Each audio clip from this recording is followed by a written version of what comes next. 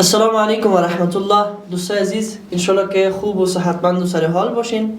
خوش آمدید به برنامه پادکست رمضانی و ما امروز مهمان خود استاد نثار احمد احمدی را داریم. استاد خوش آمدین به برنامه.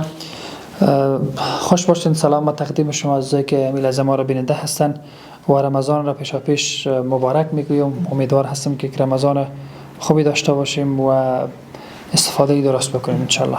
سلامت باشین استاد. قسمی که از برنامه ما معلوم هست سوال از ماست، جواب از شما. انشالله که آماده باشین. انشالله. خب جناب استاد، نخستین سوال خود را آغاز میکنیم. سوال اینجاست که چرا در رمضان ما گناه میکنیم در حالی که شیطان ها به زنجیرها بسته هستند؟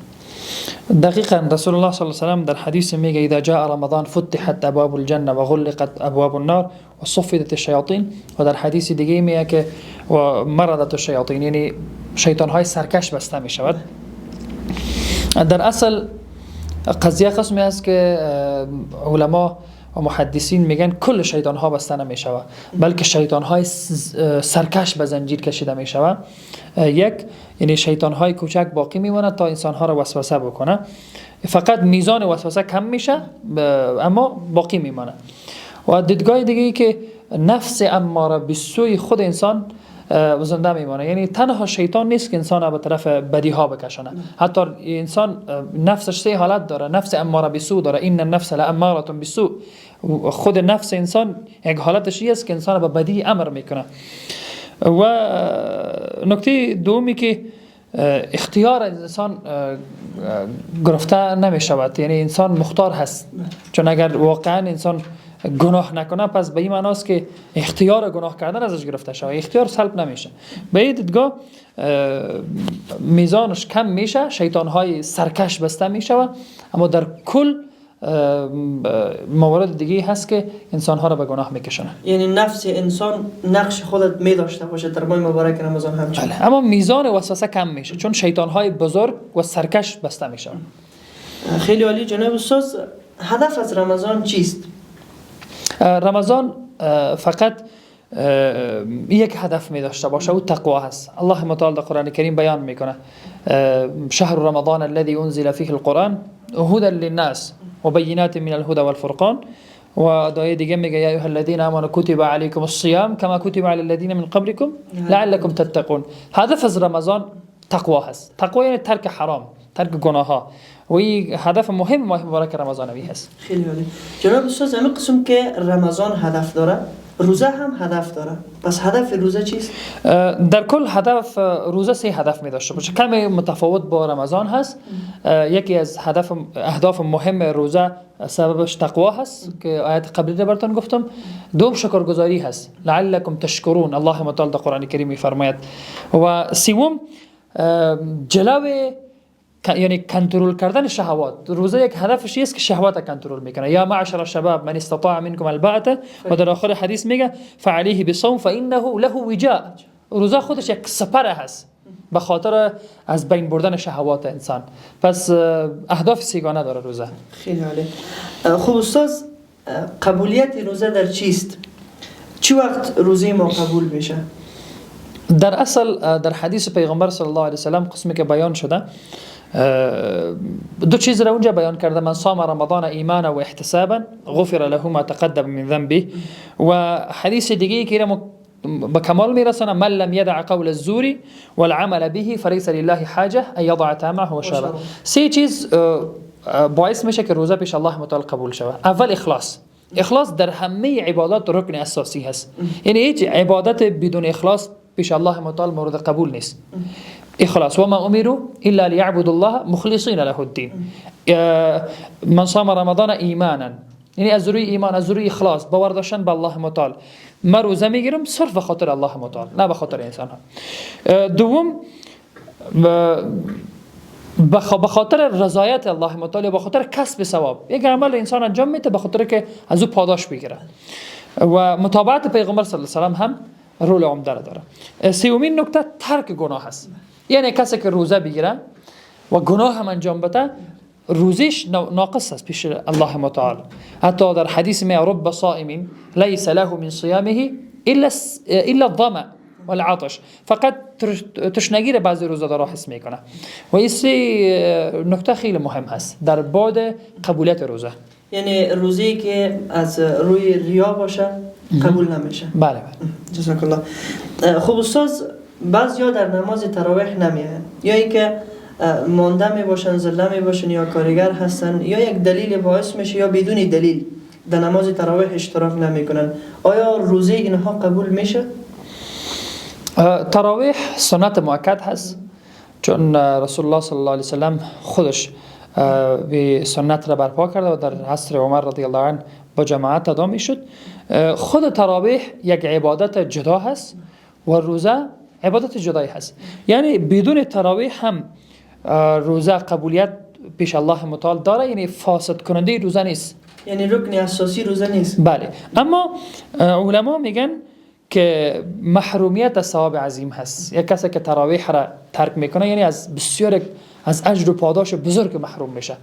رسول الله صلی الله علیه و سلم در حدیث میگه من قام رمضان ایمانا و احتسابا غفر له ما تقدم من ذنبه. کسی که شبهای رمضان را استاد میشه و عبادت میکنه، گناههای متقدمش بالاخره از بین میره. قسمی که روزه پاداش داره، شب زنده داری کردن بالاخره رمضان یا تراویحش که علما میگه ثواب خیلی بزرگ داره، اما باعث فساد روزه نمیشه، فقط از ثواب میمونه. بله. از ثواب، از فضیلت تراویح. خب استاد، میشه که بدون جماعت نماز تراویح بخونین؟ بله یا چون سنت کفایی هست، جماعتش یک سنت کفایی است، اما کسی که تنها بخواند نمازش صحیح است، ولی فضیلت جماعت بیشتر است. دقیقاً. خب مردها خود تراویح میخوانند و میفهمند، آیا زنها چگونه تراویح بخوانند؟ زنها هم میتوانند، بهتر است که اونا به خانه تراویح بخوانند زنها، و تراویح برشان در خانه افضل و بهتر هست. و مثل نمازهای نفل میتونن که اونا هم تراویح بخوانند، حتی جماعت هم کرده میتونن که در فقه حنفی که امام باید در وسط استاد بشه در زنها، یا اینکه تنها بخوانند بازم مشکل نداره، میتونن این تراویح. بله بله. خب استاد، کسانی که در روزی روزه بد اخلاقی میکنن، غیبت میکنن، دروغ میگوین، افعال غیر اسلامی انجام میدن، کارهای زشت انجام میدن، روزه اینها از دید اسلام چگونه هست؟ روزه کسی که بد اخلاقی میکنه و غیبت میکنه، دشتاب میته، از نظر فقهی صحیح هست، اما از لحاظ ثواب ناقص هست. یعنی روزه قبولیت داره اما با نقص، کامل نیست، به خاطر که چون در اینجا که پیغمبر صلی الله علیه و سلم میگه رب صائم لیس له من صیامه الا الجوع، این لیس برای کمال آمده، یعنی کمال روزه به این هست که انسان باید اخلاق خوب داشته باشه، و مثلا من لم يدع قول الزور والعمل به فليس لله حاجه ان يضع طعامه و شرابه. یعنی به الله متعال هیچ باکی نیست کسی که دروغ را نگذاره و الله متعال پیش به الله متعال تشنگی و گرسنگی را سپری بکنه در راهش، هیچ کدام باکی نداره. این یعنی تقریبا روزه با نواقص قبولیت داره پیش الله متعال، و یعنی تقریبا با فضیلتی که باید پیش الله قبول بشه او رقم نیست، به خاطر که احادیث متعددی وجود داره. چون یکی از اهداف مهم روزه تقوا بود، و وقتی که روزه انسان متقی نسازه، در جریان روزه انسان غیبت بکنه، پس به این معناست که تقریبا اثر نداشته روزه در زندگی.